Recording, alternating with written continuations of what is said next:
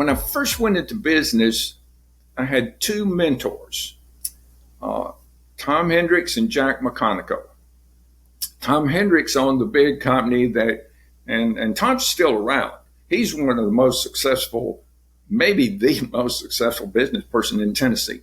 They're naming college buildings after him in Tennessee. That's how successful a business person Tom Hendricks was.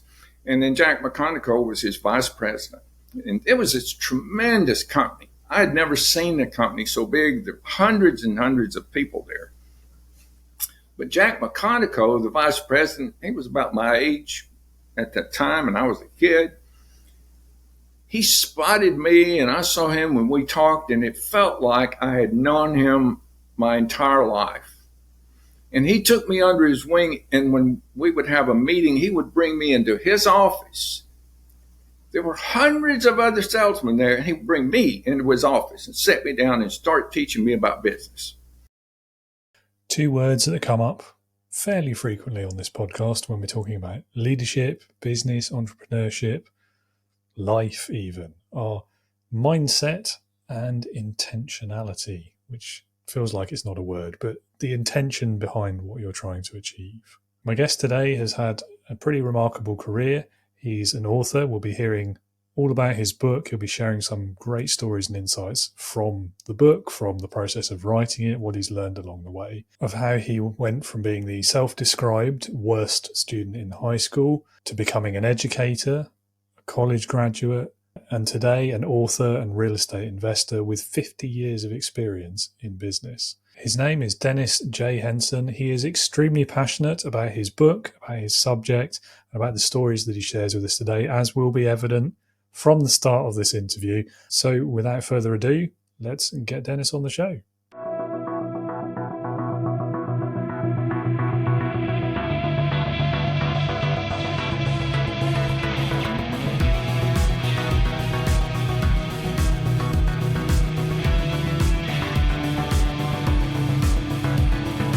Welcome to the Leading with Integrity podcast. Leadership talk for the modern manager. With your host, David Hatch. Well, first things first, Dennis, welcome to Leading with Integrity. Great to have you on the show. Well, David, thank you very much. I appreciate you having me. Of course, yeah. And let's kick us off then by handing over to you, really, to tell everyone a bit about yourself, your career history, your background, your story so far, and what you get up to today. Most of my life, I've been a real estate investor. When I graduated from high school, I went to college to take music and become a band director. And I did that. I taught high school bands, and I taught some in college. And then I moved into the business world in 1975. So I've been in business for 50 years. And the majority of that time was doing real estate investing. I've held other positions, but I always had the real estate investing going on at the same time. So about the last 20 years, I've taken on quite a few students, and their success has been my success. So 5 years ago, I decided to start writing down some of the things that I had learned, and that's why we're here today, because I've completed the book. Their success is my success. I love that statement because that is so true for leadership as well, of course. And I think, yeah, it's an important thing to remember, isn't it, when you're in that sort of role of teaching, imparting knowledge, wisdom, as it were, or leadership, is that it's not always about the individual and what you're doing. It's about the people that you are there to support. I agree. Yeah. Okay. So the book, tell us more about that. What inspired you to write it? And I've got a question about the cover as well, but let's start with the inspiration behind it. When I came to Dallas-Fort Worth, I started investing in real estate, and I wanted to attend real estate investor meetings. But the Dallas-Fort Worth area is a very large area. So the closest real estate groups were an hour away, or even further if there was traffic, and there's there usually is traffic. So I decided, well, I'll just start a group in Arlington, and that way I get to kind of choose who I want to hear and how I want to present it. So after I started the group, I thought, well, the best way to learn is to teach. I started teaching classes. I would teach short sales, subject to, private money, anything that advanced that had to do with real estate.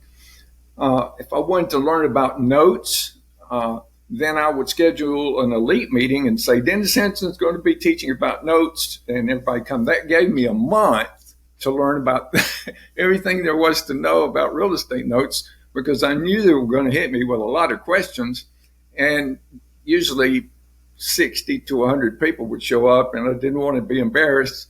So it really worked. I learned an awful lot about advanced techniques.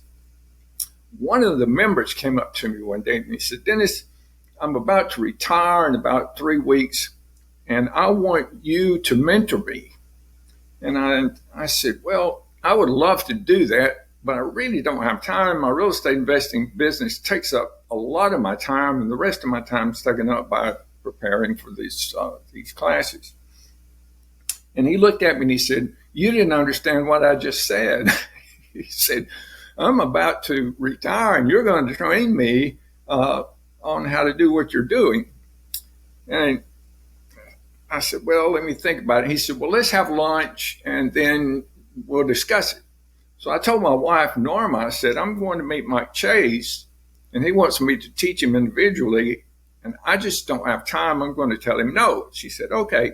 So we had lunch, and after lunch, he said, let's talk business. And he reached into his suit pocket and he pulled out a checkbook, opened it up and handed it to me, and he said, here, fill this in.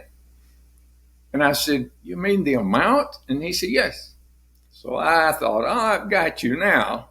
I'm going to put an amount here that you're not going to want to pay. So I wrote down an amount that I was sure no one would ever pay. And without even looking at it, he took the checkbook, signed the check, tore it out, and handed me the check. He didn't even look at the amount. That's when I started teaching. That was in about 2005 or 2006. So I thought, well, my goodness, if people are going to pay me this much money, they better be successful. I mean, I get a bad reputation. So I put together a program that I thought, if they do this, they will be successful. And they were. Over the next 15, 18 years, I had 400 students, and they just blew it away. Some of them are some of the most successful business people in Texas. I mean, we're talking about millions and millions and millions of dollars worth of real estate. So because of that, I got invited to speak at expos and different real estate groups. And I was on a podcast one day, and the host said, Dennis, why are your students so successful? What makes them, produce where it seems like other people's students aren't doing that well? And I said, well, I haven't changed their habits. If they can form success habits, they'll become successful. Then he said, what's the number one success habit? Oh, my goodness. And I thought for a second, I said, have them form the habit of reading something positive every day that leads them toward their ultimate goal, which it would be real estate investing. So after the podcast was over, I thought, well, that was really a good answer. Wouldn't it be great if there were some kind of a tool or an app or a book that would help people form this habit? And then it hit me. And I mean, it hit me hard. It was like, Dennis, for 50 years, you've been collecting success stories, poems, quotes, and books that are highly motivational. You can put all these together in a book, and then people can form the habit regardless of their time. Everybody's busy.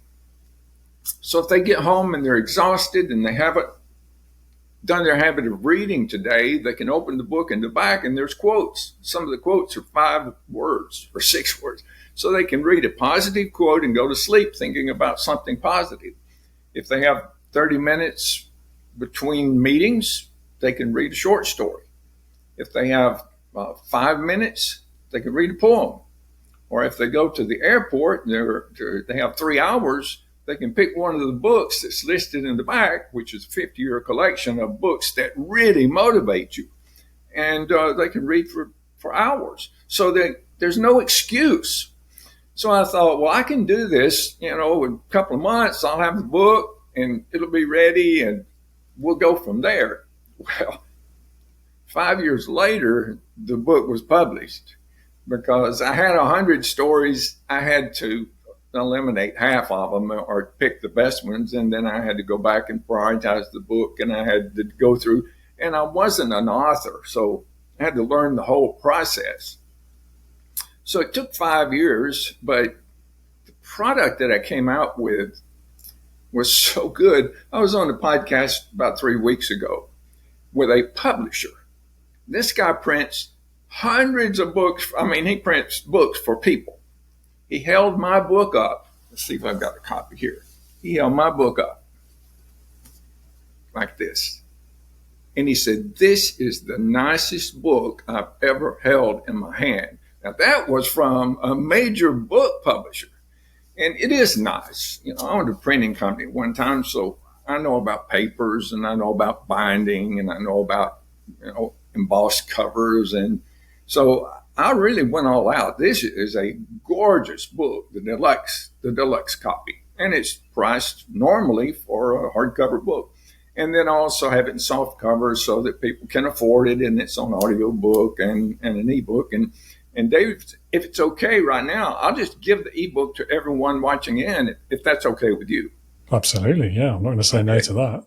So if you're watching and you'll go to realimpactbook.com and scroll to the bottom where it says podcast attendee, you can click on that, you put your name and email, and the book is automatically sent to you. In other words, I've been on podcasts and I've said this and there were other people on there and they started, I got it. You don't have to wait 3 days and you're not put on a mailing list. Now there's a tab there that says, when you have more books, I want to know. If you click that tab, I'll let you know when I have other books, but this is not a spam list. It's just to get the book out because I know that the book helps people. That's why the book was written, not to make me wealthy. I've got real estate. I'm doing okay. This book was written to improve the quality of people's lives.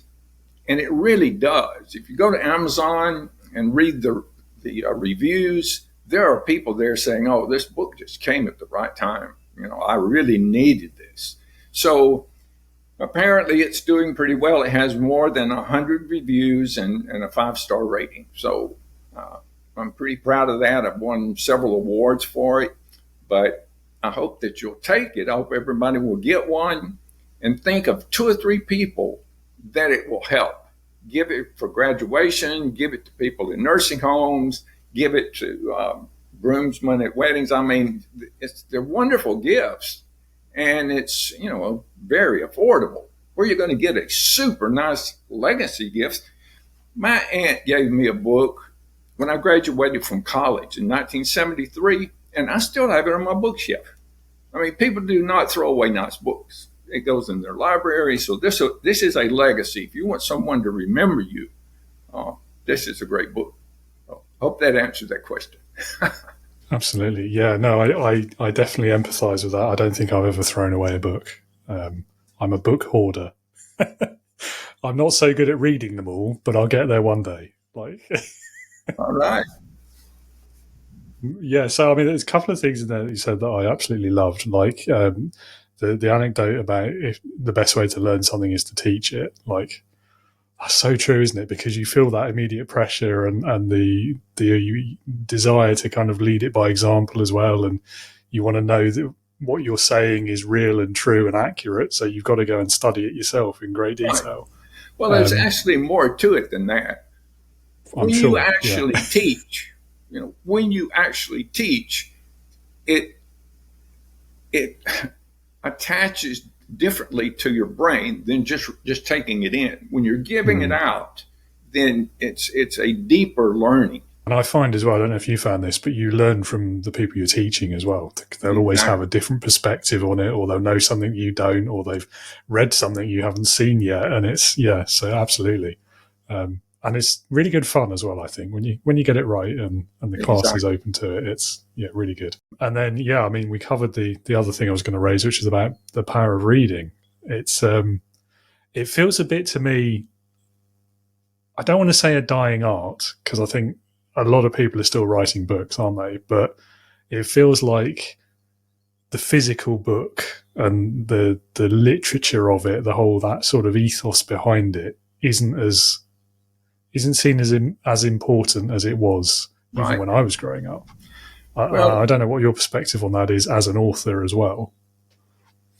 This book was intended to be more than just a book to read.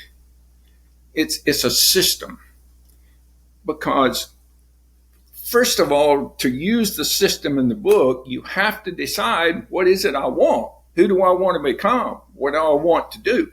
The book's no good to you unless you take that first step. You have to decide, okay, here's what I really want. And now you're going to read something positive every day that moves you in that direction. But it also reminds you every single day where you're going, because your mind is going 1,000 different directions. And if you don't have something that every single day redirects your ship into the right direction, it's like a ship without a rudder. Where you're going to end up, who knows? It may probably not be where you initially wanted to go. So by redirecting every day, it has a powerful, it's almost like a magnet. It pulls you in that direction. So this is a powerful book, and it's 50 years of experience. So I think anyone would benefit. Anyone. I can't think of any person, any industry that wouldn't benefit by using this book to their advantage.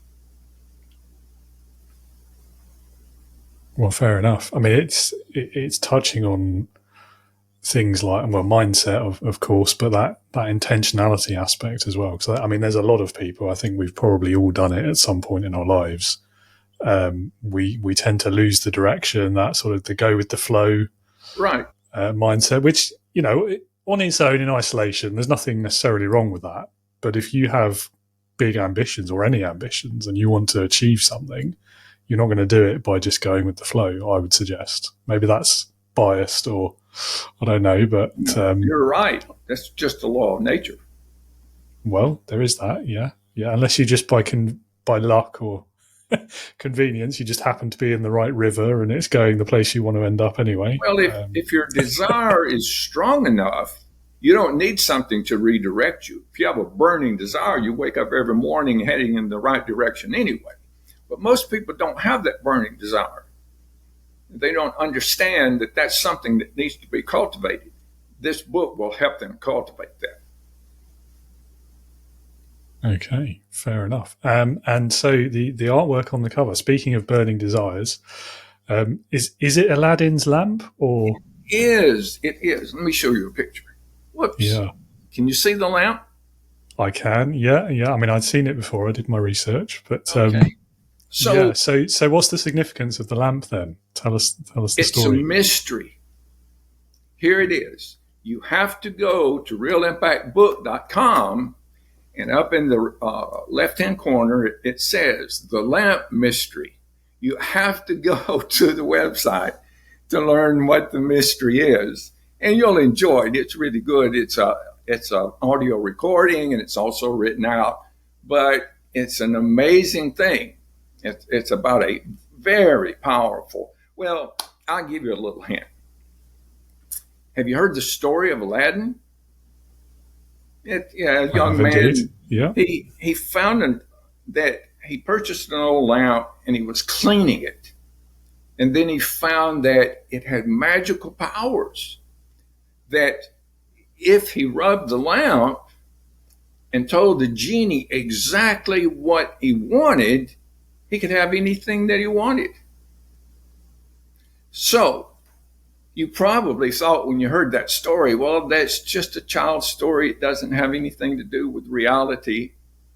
but that's not true. It's a very powerful story that has a lot to do with reality. And I'm going to let you learn the rest by going to, going to the website and listening to the audio. It's only a couple of minutes, and you'll enjoy it. I promise you will. So. Yeah, I mean, I don't think you're giving any spoilers away on the story of Aladdin there. Like that's been around long enough. I'll be amazed if anyone doesn't know the story. Right. So, I mean, we mentioned mindset a moment ago, and obviously that's very important in terms of achieving goals, and as we've already hinted at, and it's something I know that you emphasize as well. So I was wondering, can you share perhaps a pivotal moment in your own life or in your own career where a change in mindset led to a really significant achievement or growth or success? I can. When I was in high school, I was probably the worst student in high school. You know, I had dyslexia, so I couldn't read very well. I was ADD, so I didn't want to be in the room. I felt like I was trapped. So school was not fun for me. I would do anything to get out of class. I was from a very poor family. My father was seriously hurt in World War II, so we lived on a veteran's disability, so we didn't have any money. I was failing the ninth grade when the teacher told my mother that I'd better start studying or I was going to, probably end up leaving school. So this was after the ninth grade. I brought my grades up to a D. So I had poor grades, no money. I hated school. I was bored to death, and I couldn't name 3 people from my school that went to college. So college was the furthest thing from my mind. I had never considered it. It was laughable. I couldn't afford it. It wasn't anything in my future. So over the intercom one day, the principal said, everybody come to the auditorium. We're having assembly after lunch. And I thought, oh man, that's great. That means no classes for the afternoon. I was thrilled to death. I didn't care what it was. It was going to be better than class. So we went into the auditorium and the bleachers were pulled out and there was a band setting. And I was in the band. I played the drums. I wasn't very good. I was just learning the rudiments. But this college band played a concert. And I thought that's pretty good. I really like marching band better than concert, but yeah, it was nice. It was a lot better than class. So after it, the director's name was Walters. He turned around and said, well, I brought a little treat for you here today. We brought our marching drum section and they want to put on a little show. So they came out and got on the basketball floor and put on their drums. They snapped to attention and counted down. And I had been learning the drum rudiments. There's 26 standard American rudiments, and I'd really tried to learn those. I'd gone to band camp at our music camp at the University of Alabama and wanted to learn to become a drummer. And when I got back home, I was excited about the rudiments, but I looked all of the drummers up that had ever played in the Cherokee County High School band, and none of them had ever heard of a rudiment. And I didn't know anybody else except for people at music camp that did. I had heard them play the Downfall of Paris and the 3 Counts, some drum. So here's these college drummers, about 16 of them. They look like men to me. And they started playing this, what I learned later was the Southerners cadence, which started out with everyone hitting their drum, cymbals bang, and they all yell, hey! And it just shook the auditorium. Pow! And then they started playing really soft. They were just playing, and then they built up. It got louder and louder and louder and louder. Then it broke into antiphonal, where these drums were playing these beats back and forth. I thought, wow, that's pretty good. Until this point, they hadn't played a rudiment. Then they stopped playing and started yelling these Latin phrases. Invictus, Imperium, Ave, and I'm like, God, what are they doing? And then they broke into this drum cadence, which was all drum rudiments. 17 stroke rolls, flams, paradiddles, flamacues, I thought, my God, I've never heard anything like this. So when they finished, everybody just clapped and clapped. And they said, well, we got one more number for you. Call it number 17. So then they did this thing where the cymbals played and the bass drums played. The cymbals were turning around this way, bass drums were going up and down, the tenors were going sideways, and the snare drums were doing the camel walk. And then they had a break and did it again. Well, when this all finished, the student body went nuts. I mean, they were yelling and screaming and clapping and going. I mean, and I was just sitting there. I was just totally in shock. I thought, I didn't know anything like this existed. So I went to my band director and I said, look, I don't know. Tell me how to get into that. I want to be part of that group. And he looked at me and he smiled and he said, Dennis, you have to go to college to be in that group. And with your grades, they're not going to let you in college. And I looked at him and I said, if I change my grades, can I be in that group? And he said, well, that's the first step. So that morning when I got up, college was the first thing from my mind. I was broke.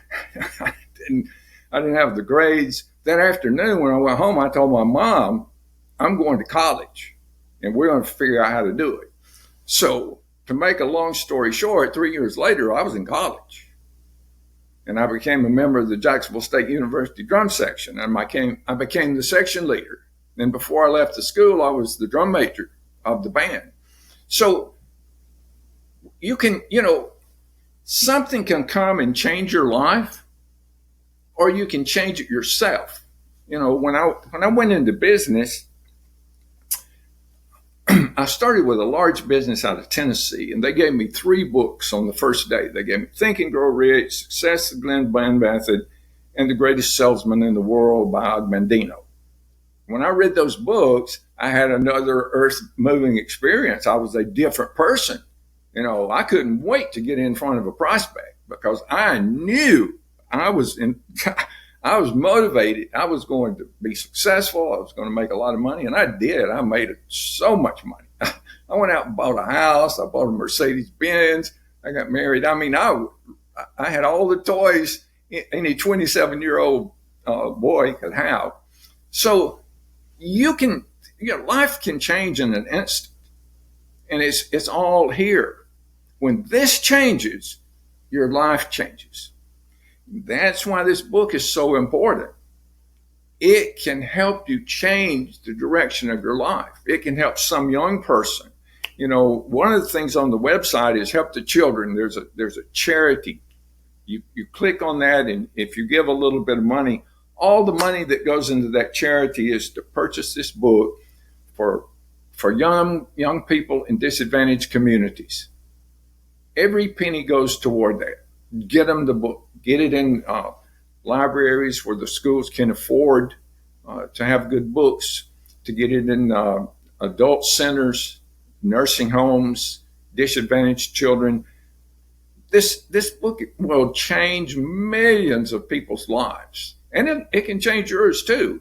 You should just try. Just get the book and read the introduction and read the magic formula. Give it a shot. You'll just be surprised.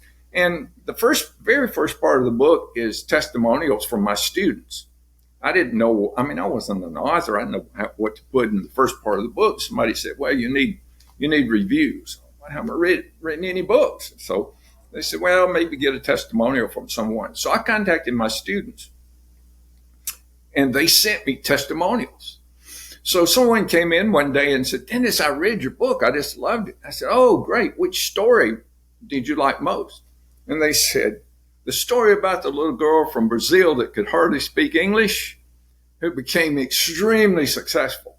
And I laughed and I said, well, that's not a story in the book. That's a testimonial from one of my students. So I contacted her and I said, you have the best story in the book. And she said, well, I read the book and, I don't think that's the best story, but thank you for letting me know. So anyway. Yeah, incredible. The passion that you have for this is very obvious, I have to say. It comes across very well. Presumably while you're at college, you did more than playing the drums, as much as you were enjoying that. Well, yeah, when I got a BS degree, and then I got a master's degree, and then I worked on my doctorate. I had a fellowship to become a doctor, and then something happened, and my life changed, and I went into business, which I've never regretted. I really love business. I love the people. I love my employees. I love the contacts. I like making a lot of money. And so were you straight into real estate, or was there another stop along the way? Or when I finished college, I had been the drum major of the band, which is kind of a big thing in that part of the United States. So a lot of high schools wanted me to come. Well, one high school said, if you will come be our band director, we give you a house to live in. Well, no one else offered that. It was a rent-free home right there on the campus. I'd walk across the street, and I was at school, so I didn't have. So I signed the contract, and the principal came back and said, well, the board met, and they're not going to let you live in that house. Well, I was already the band director then. He said, but we have a little lot over here that you could put a mobile home on. And I said, well, I don't have a mobile home. And he said, well, I can't help you with that. So I bought a mobile home. I'd been living with band parents, going to band camp, and you had to be there really early. So I'd have to get up. They lived 10 miles out. I'd have to get up at 4:30 in order to be at band camp. So I got with my uncle. We purchased a mobile home, and we put it on that little lot, which was on Railroad Street. And I thought, finally, I get to sleep till 6:30.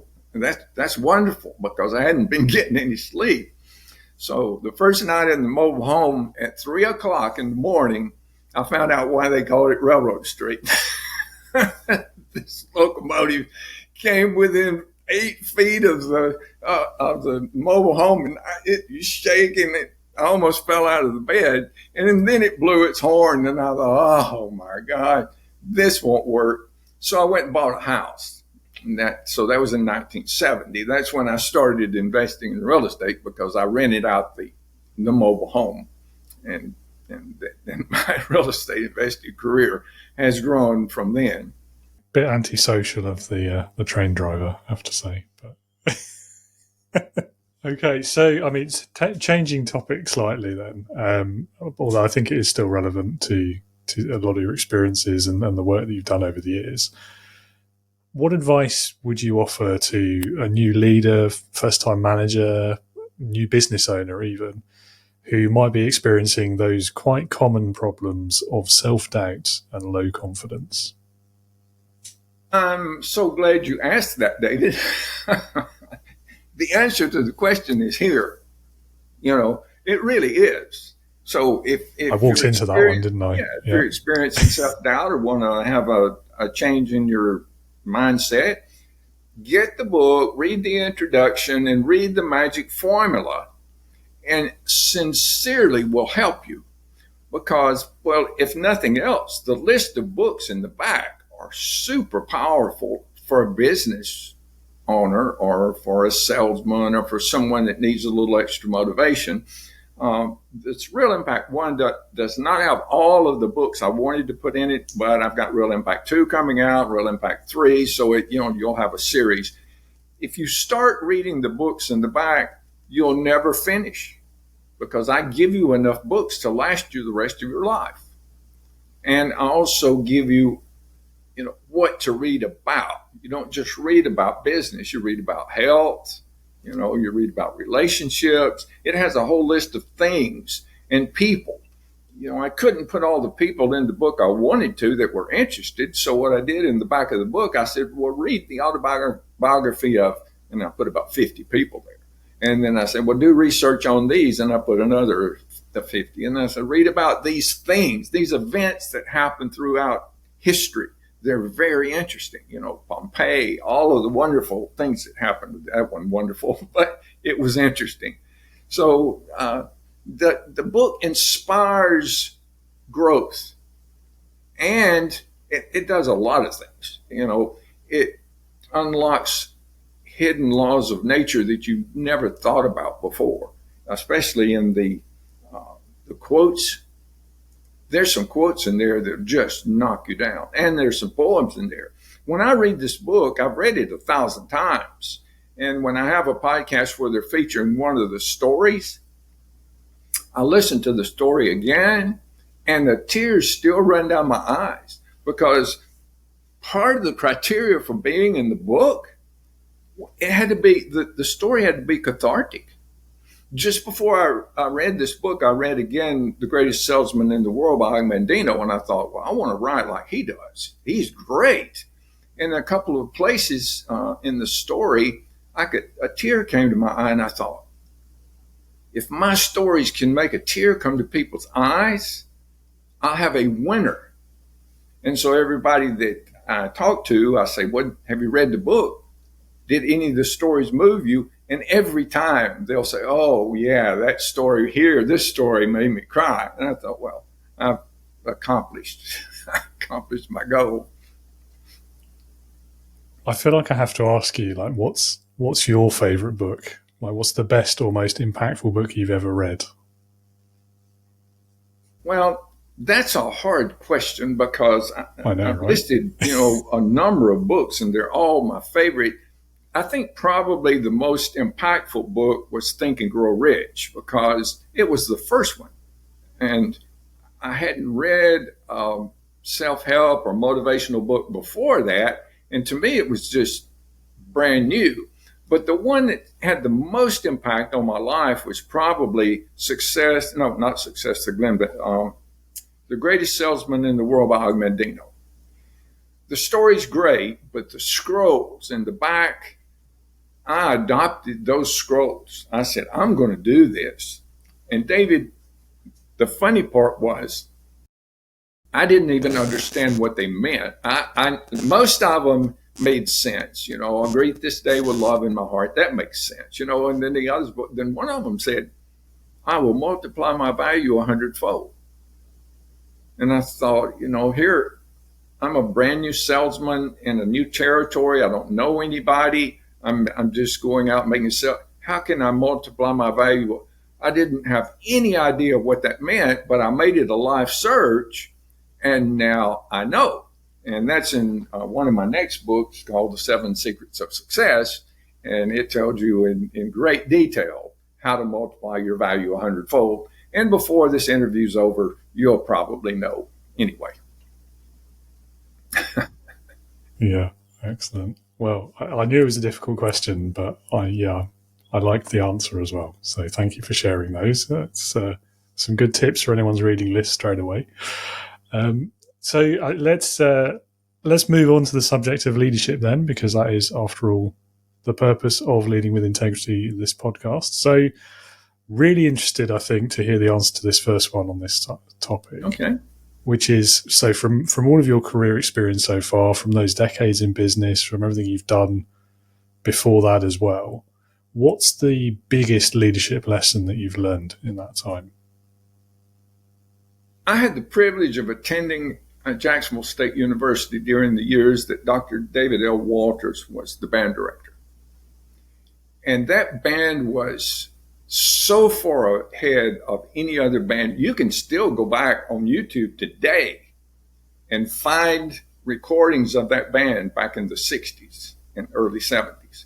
It was head and shoulders above.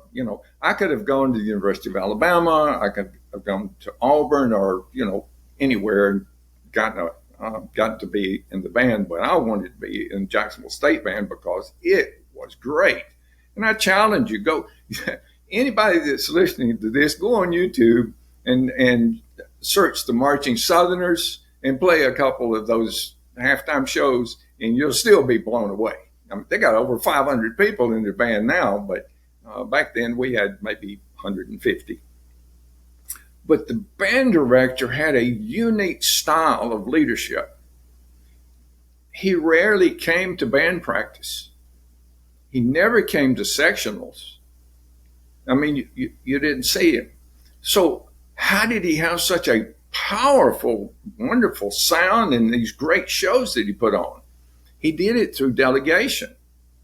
To be a section leader in that band was the ultimate, you couldn't get a better accolade at Jacksonville State than to be the section leader of the trumpet section or the drum section, and to become the drum major. You were the band director.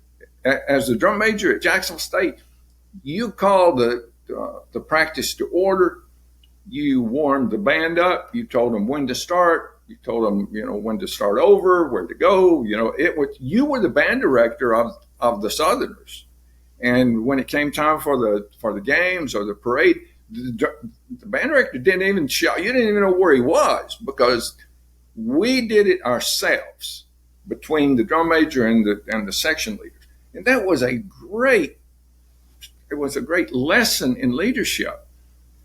The reason that he had such a wonderful band was because he didn't try to do it himself. He took advantage of the talent that he had at the school. Some of these kids were brilliant. So we had a wonderful trumpet section. I played trumpet one year, and I think Tyree Landers was the section leader, and he really put us through. We practiced and practiced and practiced. Well, then I became the drum section leader, and we would practice some days we would practice 7 or 8 hours. I remember some of the guys saying, "Hey, look, we've got classes, we got homework to do. It doesn't matter. We got to learn this stuff." And we were good. And when we played, people watched, and it was an honor to be part of it. So I learned a lot from Dr. Walters, and he passed away a couple of years ago, but he's still one of the most respected band directors that's ever lived. So it was a good thing to be there when he was there. You learn an awful lot about not just band directing, but life and business. It's often, I find, I don't want to say the best leaders, but the ones who have the most lasting impact on individuals. Like even now you remember that experience. It is those people who they do the absolute far opposite of micromanagement. They are, they're the safety net approach, but beyond that, they will let you just go make your own mistakes, learn by doing to an extent, and they're never. You never have that sense though that you don't have the support you need when you need it. That's right. And yet you're also allowed to just go and do things yourself and learn about leadership and put it into practice at the same time. And I had very similar experience in a very different context when I was a teenager as well. And that in a lot of ways shaped my understanding of leadership for the next couple of decades. So it's such a great story. Thank you for sharing that. And if I was going to ask the follow-up question, I suspect it's the same answer, but what's been your best experience being led? Was it that one, or has there been another as well? Well, the first part of the book is a dedication to my mentors. So I listed my high school band director, my college band director. When I first went into business, I had 2 mentors, Tom Hendricks and Jack McConico. Tom Hendricks owned the big company and Tom's still around. He's one of the most successful, maybe the most successful business person in Tennessee. They're naming college buildings after him in Tennessee. That's how successful a business person Tom Hendricks was. And then Jack McConico was his vice president. And it was this tremendous company. I had never seen a company so big. There were hundreds and hundreds of people there. But Jack McConico, the vice president, he was about my age at that time, and I was a kid. He spotted me, and I saw him when we talked, and it felt like I had known him my entire life. And he took me under his wing, and when we would have a meeting, he would bring me into his office. There were hundreds of other salesmen there, and he would bring me into his office and sit me down and start teaching me about business. I remember one day he was saying, "Dennis, there are these certain laws, these laws of nature, that if you follow these laws, then your life is going to be easy. You're going to make a lot of money. People are going to respect you. They're going to love you. Everything's going to go great. But if you go against these laws, Your life's going to be hard. It's going to be difficult. You're not going to be able to have much success. Things are it's going to be a struggle. And so I remember when he was telling me that, I held my hand up just like this and I said, stop. He said, why? I said, I'm sold. Give me the book. And he laughed and he said, no, Dennis, I'm not selling you a book. It's not in one book, it's a life search. So when I left the office that day, I thought, it needs to be in one book. This was in 1975. And I started writing the book in 1975. It's called The 7 Secrets of Success. And I'll finish it this year, 50 years later. So that's the next book you should look for. And you're talking about, it's powerful. It took 50 years, and reading the lives of many great people, and seeing the things that all lined up. And once I found the sequence of the 7, I could go back to any story from any of those leaders that I had ever met, and all of those things were in those stories. And I bet you want to know what they are.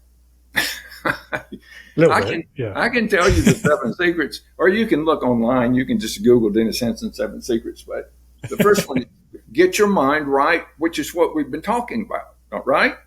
Seek wisdom, develop skills, make detailed plans, take massive action, form great alliances, and be persistent. Now, you might want to back that up and write those down. And then I write a chapter on each one, and then I use examples of different, successful people that you're familiar with. And then I also do one story that really highlights each of the 7. But I defy you to find some successful person that didn't go through those 7 stages. I mean, it's just, you can't find them. They don't exist. Because if you don't have your mind right, you're not ever going to be able to accomplish very much. It doesn't just fall in your lap. It just doesn't happen. Yeah. Which again, I feel like it's challenging one of the myths, isn't it, of modern business culture and that whole entrepreneurial ethos, isn't it? I think that a lot of people get into it and start businesses expecting overnight success and then don't know how to cope with it when that inevitably doesn't happen. Right. There's a group called Alabama. It's a country western group who was super successful. And one day, a media person said, well, what do you think about your overnight success? Was that a surprise? and Owen said, what about all those years we spent going from bar to bar and breaking up fights and getting bottles thrown at us? And nobody showed up but us. He said, what are you talking about, overnight success? I actually went to college with Randy Owen at Jacksonville State. He went to Jacksonville State also. So that group is special to me. And then they wrote My Home's in Alabama, which is special to me too, because that's true also. Wow, celebrity connection. Well, getting everything in this episode, aren't we? Well, he didn't know me and I didn't know him. We were just at school together. We're not close friends, but I admire him. Yeah. No, I mean, it's right though. I mean, we overlook the often many years and decades even before that overnight success, don't we? Right. And I think there's a lot of examples in the business world of that as well. I mean, Amazon's probably quite a good one, isn't it? They spent quite a long time just selling books, and I say just selling books. That is still important, isn't it? But they certainly weren't the multinational conglomerate that they are today. That didn't happen overnight either. I mean, pick a big successful company. It took years and years and years.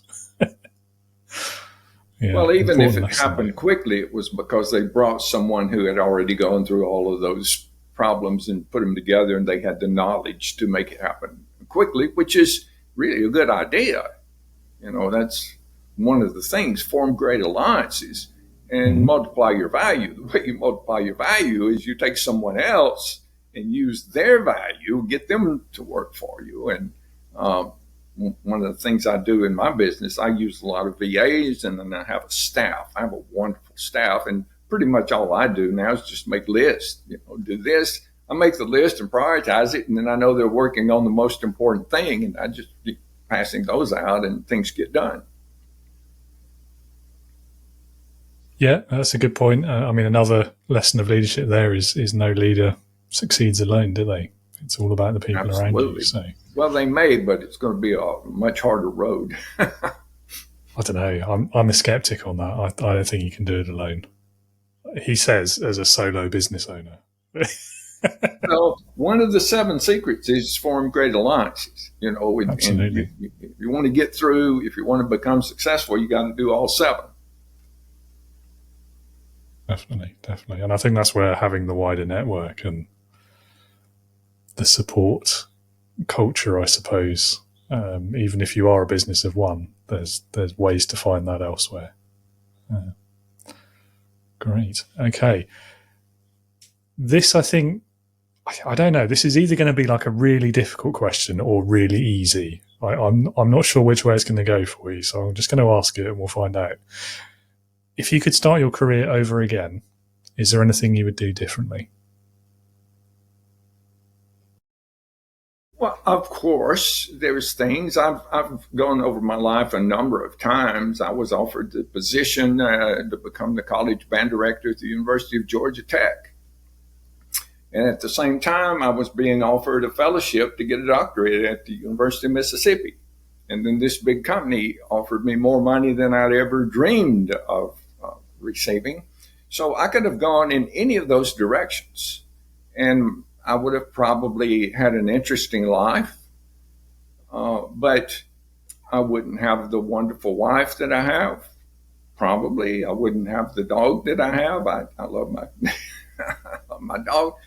And I wouldn't have the friends that I have. I'd have others. It's not something that I think about a lot or dwell on. I dwell on the future, where I want to go, what I want to do. I'm doing right now what I want to do more than anything else. I'm letting people know about this wonderful book that's life-changing, that if it doesn't change their life, they can tell someone else and it'll change theirs. It's my legacy. I want to help people. It's not about the money, although I hope it sells 10 million copies and I make some money. That'd be nice.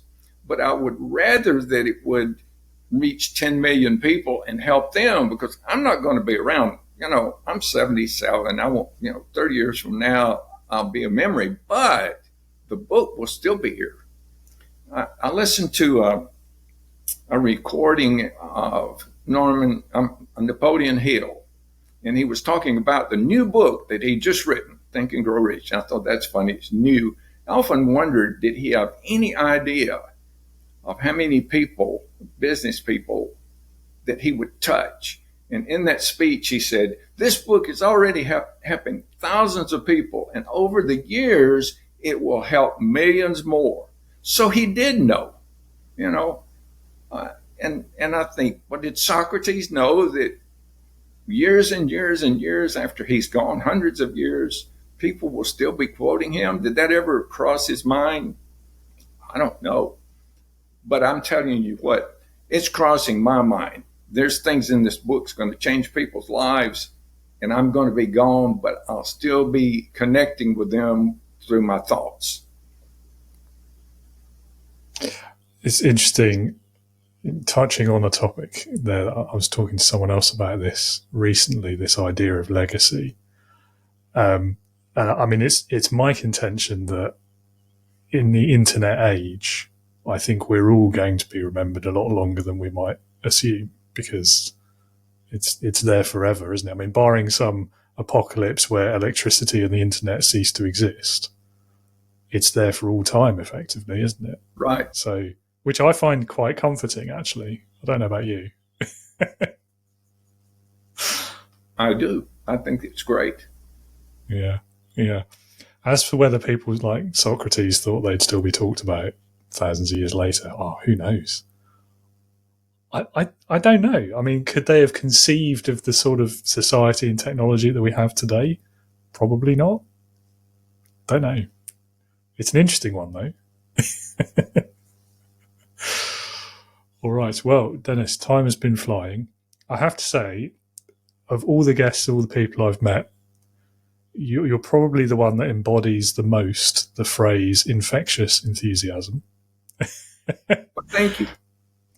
Because, yeah, I mean, it's hard not to want to read the book, hearing you speak about it and tell these stories. So I only have...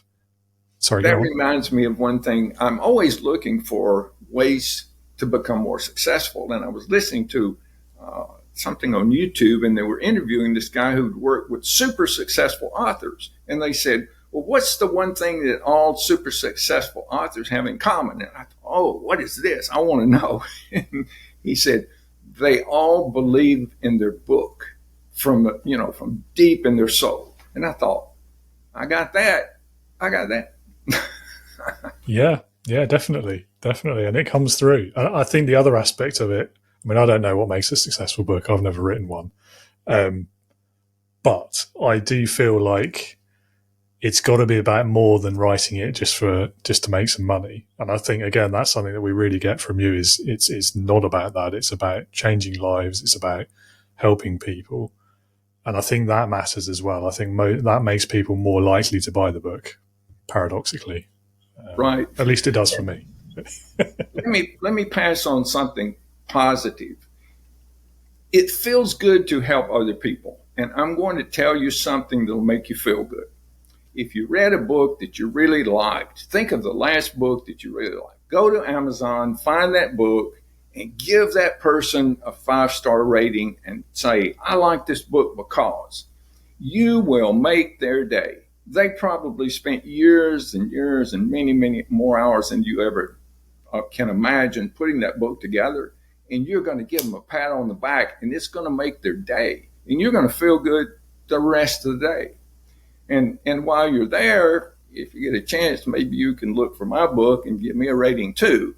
But whether you do that or not, that doesn't matter. If once a week or once a month, you just go there and give someone a good rating, it'll make you feel good. And I guarantee you it'll make them feel good. And the way nature works is when you plant seeds like that, they come back to you hundreds of times over. So that's just one little thing that you can do that's going to, make your life better.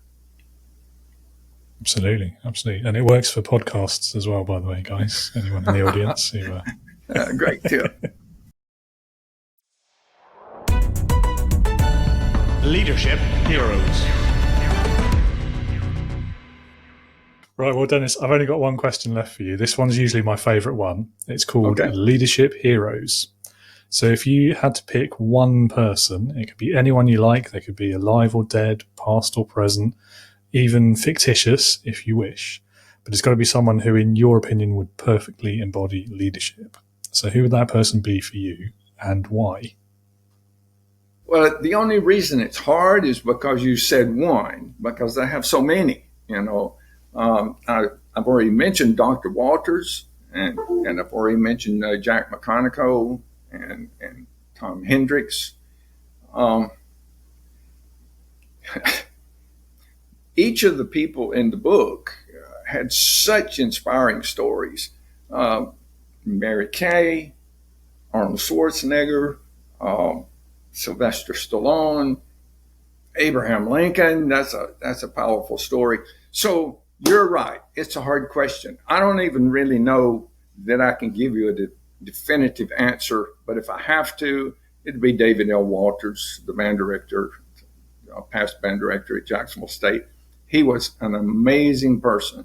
And his favorite thing to say was, be kind to one another. That he wanted you to be kind. He was a kind person. And he said, remember, be kind. And he touched so many lives. And a part of this book would have never been written had it not been for him. So, that's his blood runs in my veins. Fair enough. Yeah, I mean, it's a good choice because it's someone that you personally encountered. I think, much as I love like picking the celebrity examples or the famous people from history, it's not quite the same, I think, as Right. someone where you've experienced their leadership, you've seen them in action. I think that's more, it's nicer, it's more meaningful. Okay, well, I think that's all we've got time for. All that remains for me to say, Dennis, is thank you so much again for being here. I've enjoyed hearing your stories today. I'm looking forward to reading the book as well, and I'm sure many in the audience are as well. And I will pop those links in the show notes so everyone can find it easily. So thank you again so much, and have a great rest of your day. Well, thank you for having me, David. This has been a lot of fun. I appreciate you. Likewise.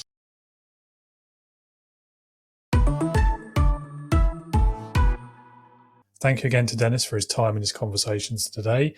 As promised, listeners and viewers, if you have a look in those show notes, the episode description, whatever it's called on whichever platform it is that you are listening or viewing this on, you will find the links to get a copy of his ebook, visit his website, find out that story of Aladdin's lamp. I'm curious myself. I'll be checking that out as soon as I finish recording this. And as always, I do encourage you, go and do that. We talked a bit today about the importance of not being on your own, whether as a leader or business owner or person in life. Building those alliances, as Dennis put it, having access to a supportive community of people you can learn from, learn with.